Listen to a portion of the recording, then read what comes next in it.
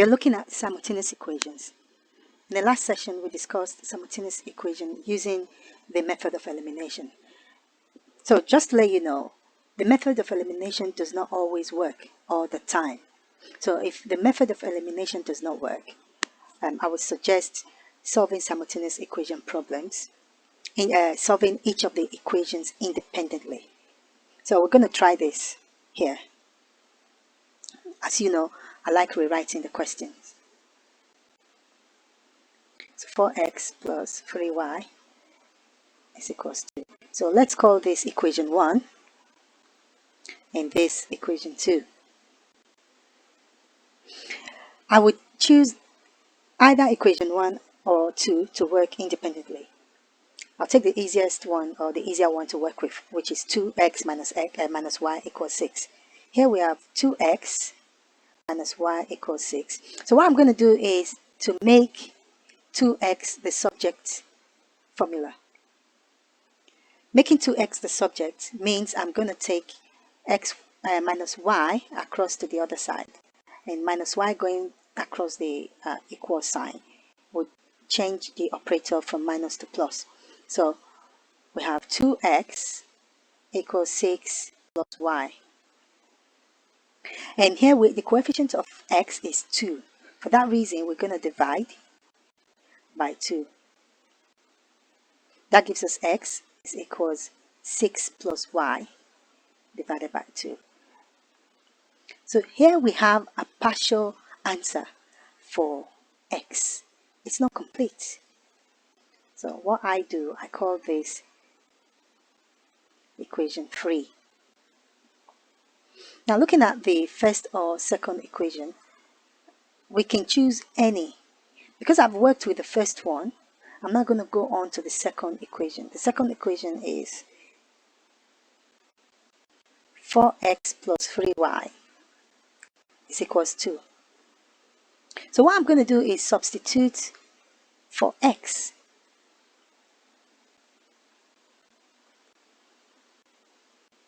So substitute for x. In the place of x, I'm going to substitute 6 plus y over 2. So here we have 4, bracket open, 6 plus y over 2, bracket closed, plus 3y is equals 2. So if you look at this, 4 and 2 are both divisible by 2. So what we do is we cancel out, and that becomes 2. Because 4 divided by 2 gives you 2. So we have a new expression here. Same expression, but broken down to an easier form. So we have the equation 2, bracket open, 6 plus y, bracket close, plus 3y over 2. Once the bracket is open, we're going to have 2 times 6 gives you 12. 2 times y gives you 2y, plus 3y over 2 equals to 2. And we notice we have 2y plus 3y here. That would add up to be 5y. And the 12 here is going to have to go to the other side of the equation. That's a positive 12. It becomes a negative 1. Negative 12. And here we have 5y becomes 2 take out 12 is going to give you a negative number. In this case, negative 10. So what do we do from here? If you look at the coefficient of y, the coefficient of y is 5. So what we do, because the coefficient of y is 5, we're going to have to divide by 5. So we have y is equals minus 10 over 5. Y gives us minus 2. So we have an answer for y. Y is minus 2. Now we're going to have to solve for x. If you look at equation 3, which I derived earlier on, it becomes so easy to figure out what x is. You can as well use equation 1 or equation 2.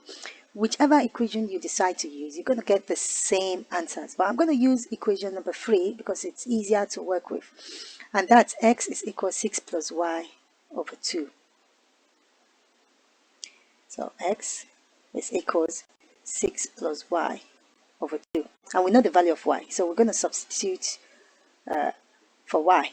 So we have x is equal 6, y is negative 2 over 2.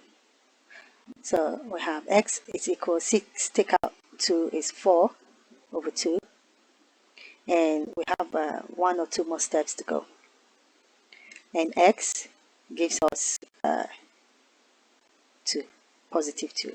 Like I said earlier on in the previous session, when you derive your answers, it's a good practice to write a one-liner.